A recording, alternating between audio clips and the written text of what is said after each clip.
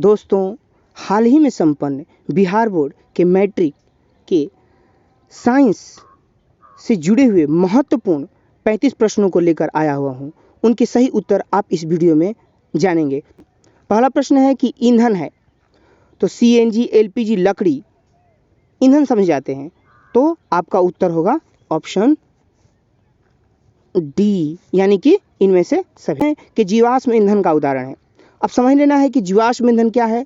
तो उन ईंधनों को जीवाश्म ईंधन कहा जाता है जो जीवों के अंश से तैयार होते हैं, सड़े गले मरे हुए जीवों के अंश से तैयार होते हैं। तो पेट्रोलियम और कोयला दोनों ईंधन समझे जाते हैं जीवाश्म, अतः ऑप्शन सी इसका उत्तर होना चाहिए। नया प्रश्न है कि अमोनियम क्लोराइड का जलीय विलयन होता है, तो ऑप्शन ए अम्लीय स्वभाव का होता है। एथेन का आणविक सूत्र C2H6 है। इसमें सहसंयोजक बंधनों की संख्या है, तो आपका उत्तर होगा डी, यानी कि 7 होते हैं। प्रश्न है कि शल्य चिकित्सा में टूटी हड्डियों को जोड़ने के लिए उपयुक्त होने वाला रासायनिक पदार्थ क्या है। तो प्लास्टर ऑफ पेरिस। ये किसी विद्यार्थी का दिया हुआ प्रश्न पत्र है, अतः थोड़े से त्रुटिपूर्ण हो सकते हैं, ध्यान से देखिएगा। किस pH मान वाला विलयन सबसे अधिक अम्लीय होता है। तो ऑप्शन ए, जिसका pH कम होता है वो ज़्यादा अम्लीय होता है। जैसे पेट में पाए जाने वाला HCl, कार्बन परमाणुओं के बीच कितने आबंध होते हैं।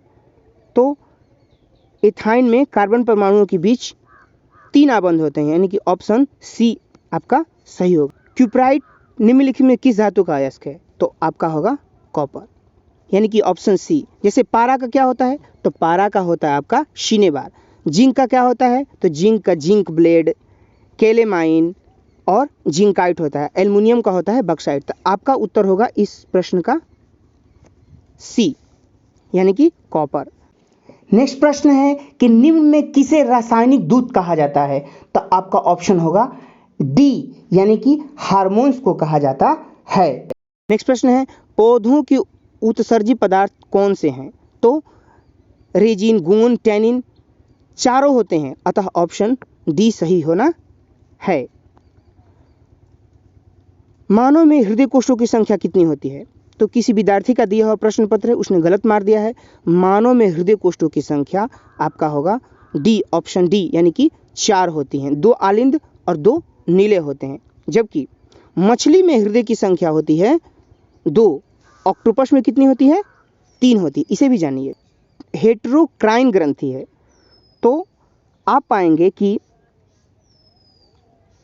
अग्नाशय हेटेरोक्राइन ग्रंथि समझी जाती है, लेकिन यकृत को भी हेटेरोक्राइन ग्रंथि कह सकते हैं। तो ऑप्शन बी सही होगा। हेटेरोक्राइन ग्रंथि क्या होती हैं, ये मिश्रित ग्रंथियां होती हैं, यानी कि अंतःस्रावी और बाह्यस्रावी दोनों प्रकार के श्रवण करती हैं।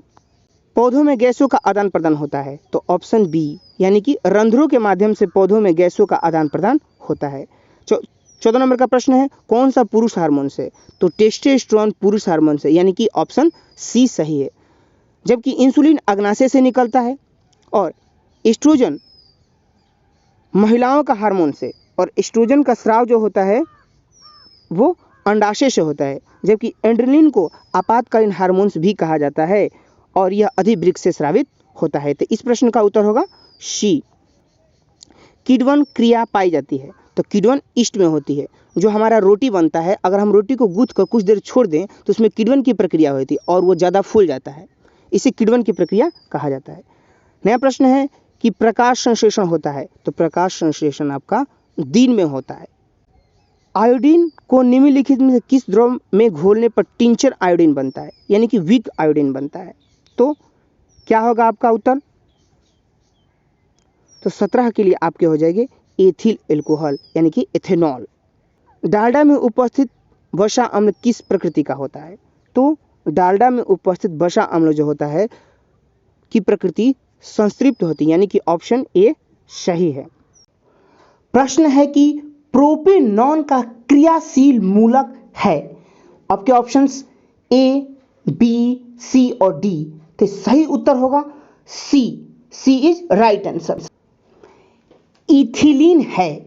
आपके options A paraffin, olefin, C alkane और एल्काइन। तो आपका उत्तर होगा बी ओलिफिन। कौन सा जीवाश्म ईंधन नहीं है। तो बायोगैस जो होता है जीवाश्म ईंधन नहीं समझे जाते हैं। क्यों।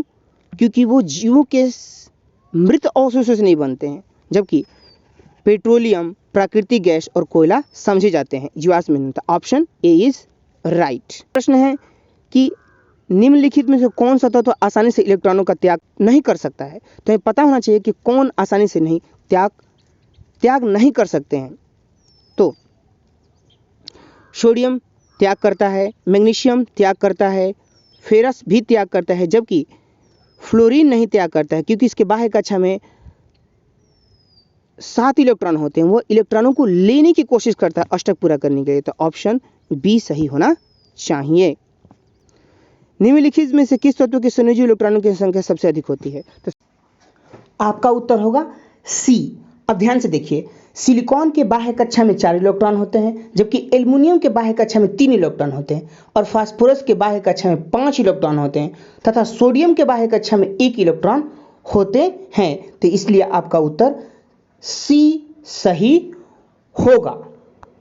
एक वयस्क मनुष्य में कितने दांत होते हैं। तो ऑप्शन बी राइट है। मस्तिष्क उत्तरदायी है, तो उत्तरदायी होता है। तो ऑप्शन डी सही है आपका। कि ट्रेकिया किस जीव का श्वसन अंग है। तो कॉकरोच का ट्रेकिया श्वसन अंग है। अगला प्रश्न है कि शरीर में भोजन का पचना किस प्रकार की अभिक्रिया है। तो ऑप्शन बी अपचयन की प्रक्रिया है।